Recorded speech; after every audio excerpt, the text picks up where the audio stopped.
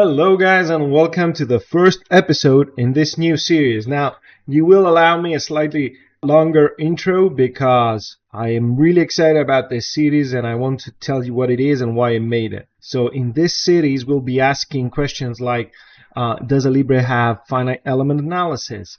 Does it have advanced nesting capabilities? And does it have a CAM system, among others? The answer to all of those is no. But the real question is, does it need to? And the answer to that is also no.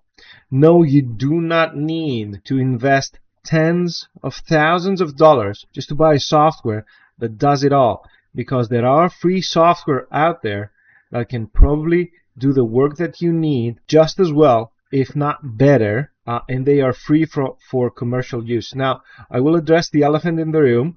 There is FreeCAD that can also do parametric design for free. I love FreeCAD. I love the concept of it. I love the community around it, although I don't always love their get good mentality of some of them. But FreeCAD for me is not a valid solution for professional design work, mechanical design work. However, I will wholeheartedly recommend FreeCAD for everything else, for their finite element analysis workbench, for their CAM workbench, which has come a very, very long way.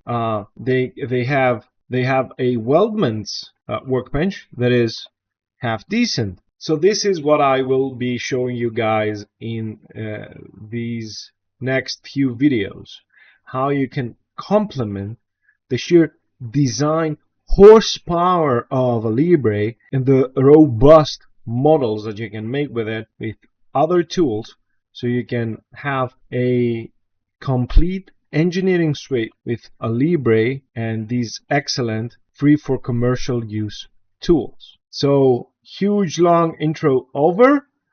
Let's get to the first one. UV Unwrap. Let's get to it. So you might ask yourself, where do I need UV Unwrap? Well, let's imagine that you have a client who has a seat or a handlebar or something and he wants you to design a piece of foam for, right? How do you do that? Well, that's called a UV Unwrap. UV Unwrap is like the sheet metal pattern, right? But it doesn't rely only on the bends. You can get curved shapes and you can project them onto the flat plane, get a pattern that when you cut it out and you drape it over the 3D shape, it follows it exactly. That's the idea of the UV pattern. And today I will be demonstrating this with an STL of a shoe last. Now, what is a shoe last? It's the piece of wood that cobblers make the shoe around, right? And we will be doing that using Blender. Yep, for years I have been really afraid of using Blender. It has an amazingly steep learning curve, and it has very, very unintuitive menus because it's based on the Linux mentality. However, what it also has is amazing capabilities. So I've got this shoe last. I downloaded it off of GrabCAD just for the demonstration. So I'm just going to import this STL file and I'm going to bring it into Blender. And this is it. Nice. Okay. So, sorry for that. So this is the 3D model, right, of a shoe last, the wooden thing that cobblers make the shoe around. You can see that it's got a pretty weird geometry. And let's say I want to design the insole for this shoe, right? A little piece of foam or silicone or whatever, you know, that goes inside the shoe so your foot doesn't hurt if you walk a long way. How do I do that? Well, first of all, with everything, you know, actually we can deselect everything. We go from object mode into edit mode, and now we can see that this is actually an STL file. We can see all of the polygons, right? Well, first things first, we need to select the triangles that we will be unwrapping. So I want to go here and I want to tell it that we will be selecting faces, and then I just go in and select a random face. And then I want to tell Blender, look, I want you to give me all of the faces that have a similar trait to that one. So I go into the select mode and I say select similar, and I want to select faces that have a similar normal, right? So the normal vector to these faces has a similar angle, and down here, you know, you might see it like this. You need to click on it and it will expand. I get a thresholding value. And as I click and drag left to right here, you see that this decreases and expands because I'm decreasing and I'm expanding the threshold for that area. So let's go ahead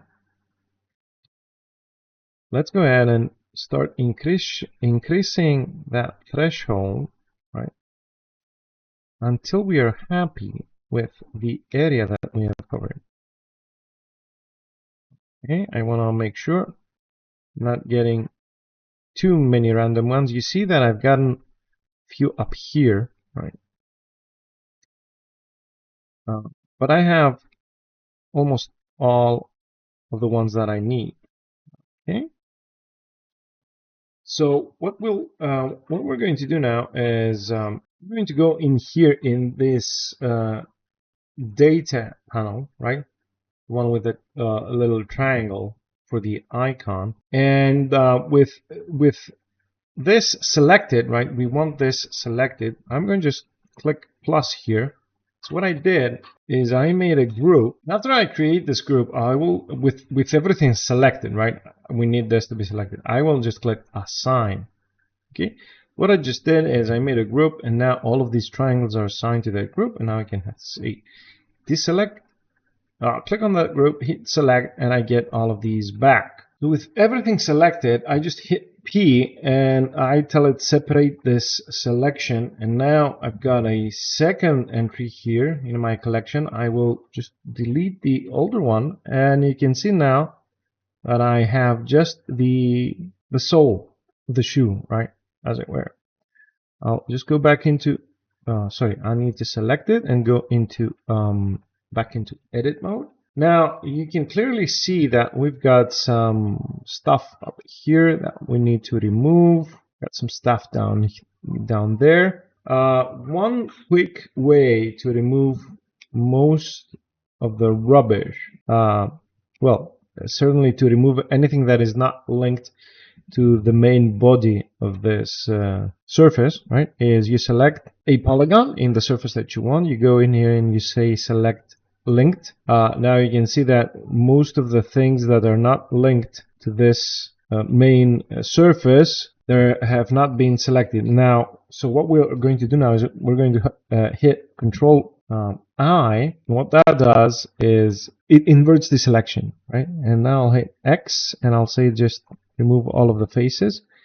And now most of my work is done, because what I've got here is the main insole. Actually, I got a pretty clear, I have a pretty clear result here. So I won't do any more trimming. If I did want to do some trimming, let's say for example I want to smooth out this surface, right? You can go in, holding Control, and you can select all of these things, right? And now I'll hit X, which is the delete menu in Blender, and I'll say delete all of these faces. And I cleared it up a little bit. You don't need to go crazy with this, because there is another step in this process, and you can go crazy there. So again, now we'll click on a polygon, select everything that's linked to it, right? And we'll switch, we'll go here, because this is how Blender works, right? You've got panes. Like this is one pane, you can make it be whatever you want. This is another one, you can make it be whatever you want from this option menu. This is a third one. So we've got the 3D viewport here, and we've got the timeline here. I'll go and get the UV editor there, and I will go ahead and select this group. Got a few things up there. Okay, so these appear to be some kind of node. Now, these appear to be edges. So if I delete edges, yeah, they were edges that were floating up there. Okay, I mean, you do need to be careful, right? Working with STL is not a straightforward business. You need to be really, really careful about what you're doing. So again, now I will select everything, okay, and I will hit U, and I get the UV Unwrap menu. Now, most of the time, if you just do Smart UV Project, you should be fine. So I got this menu, I hit Unwrap, and now in the Unwrap pane, I get this very nice flat object that if I cut out of a piece of paper and I drape it onto the 3D object, it'll fit perfectly. So what do I do with that? So you go here where it says UV, and you export the UV layout. So I'm going to export it in the same folder that I had the original STL. You see it wants to export it as a PNG. Well, you can go up here and change the format, and I want to export it as an SVG. So I will export this as an SVG, and the work in Blender is done for now. So I'll just close everything, and now I'll just open up Inkscape, which is another amazing piece of software to have. Inkscape has fired up, and I want to browse for other files. I double click there, and here's the SVG that I made, right? Cool, that's what I want. So I open it up. It'll take a while because it's, it's got a million lines. So how do we, what do we do here? Well, Inkscape is another one of these software that has amazing capabilities, and I will not even scratch the surface today here, but let's see what we have here. So these are not polygons anymore. These are just lines, just a bunch of lines. If I hit Control A, I will select everything, which is quite a lot, and I can go here where it says fill and stroke, and I will go to stroke style. I've got a width of 1 pixel. It's trying to make everything 1 millimeter thick now, which okay, so 0.265. Let's say that I want to make it 0.1 millimeter. Hit enter. We'll try and change everything. Again, it's a huge number of lines, right? And this is an SVG. This is a vector drawing. So you can clearly see that by changing the line width, this changed, proving that these are just lines. These are not polygons anymore. So how do I get the perimeter here? I select everything, I go to path, and then I want to find union. Yes, and I hit union, and we'll wait for a bit. Right, so what just happened there? It all went black. Well, if I go here, I'm in the fill and stroke menu. If I go to fill and I hit X, stroke paint, I'll say flat color, and now, right, now you see that what I got is the continuous outline. Okay, I can use that. If I could somehow get this into Alibre, I can extrude it and make something useful out of it. So how do I do that? Well, I'll go to File and I'll say Save As. And the beautiful thing with the Inkscape is it can save as a DXF. And now I'm really off to the races because I can use DXF in Alibre, right? So again, I'll close this without saving, and then I'll go in here and I'll right click and open with Alibre Design. Okay. So yes, the file units. I think the file units are centimeters in as Inkscape outputs it. I think it's that. But yeah, we'll see. So I'll hit OK. And what do I have here? I have the DXF file open in Alibre, right? And now I can select everything with Control A. And I can copy it with Control C. And then if I go ahead and open a new part file, start a sketch, and paste it, There you go. There you go. I'm 100% sure the dimensions are off. Um, let's get a measurement here. So from here to here, what is that? Right. Well, that's a lot. Yeah, that's a lot. So it wasn't inches. Well, I'll tell you what. I was working with something similar the other day, and shoe size 8, right, is 9.9 inches long. So what I can do here is, right, I will extrude this.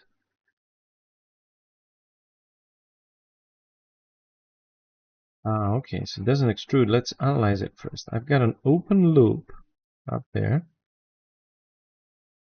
Okay. So you see, I got a straight line here. Okay. Let's analyze it again. And it fixed it. Okay, that was just, an extra line that was output by Inkscape. I think you'll agree this is pretty good job, right? So let's do 5 millimeters, and then I'll scale it. And I don't want uniform scaling because I don't want to scale it along the Z, right? So this is S1, this is S2. So let's go for S1, and I want this to be 9.9 inches. So want to keep dimensionality, so I'll make a unit variable, and then I'll just say that the scale is, in parentheses,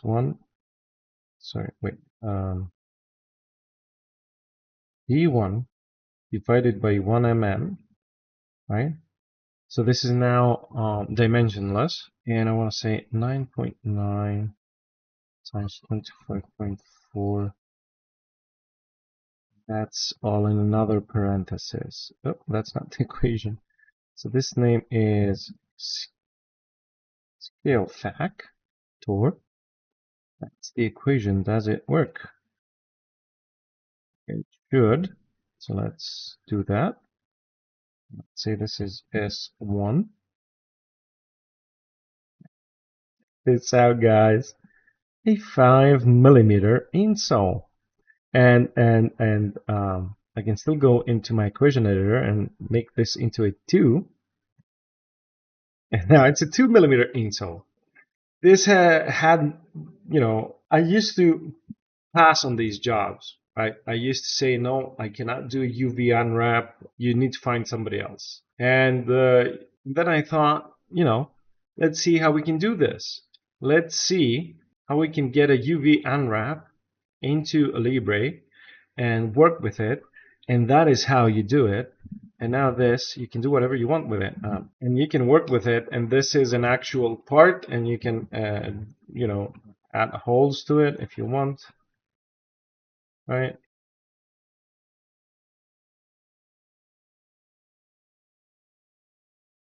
And you can do all sorts of things to it, right? Because this is a regular Alibre part now, and it started off as a very complex 3D surface which we flat patterned, but we flat patterned a curvy surface, not a bendy one. And I think that's awesome, guys, and this has allowed me to get more work than I did before, and I want to share it because I think that Alibre is awesome, but the awesomeness just increases if you combine it with other free and amazing software like Blender and like Inkscape. So that's it for today. I hope you like this kind of video. We've got finite element analysis, nesting of flat patterns, CAM, all coming up in the series. See you then.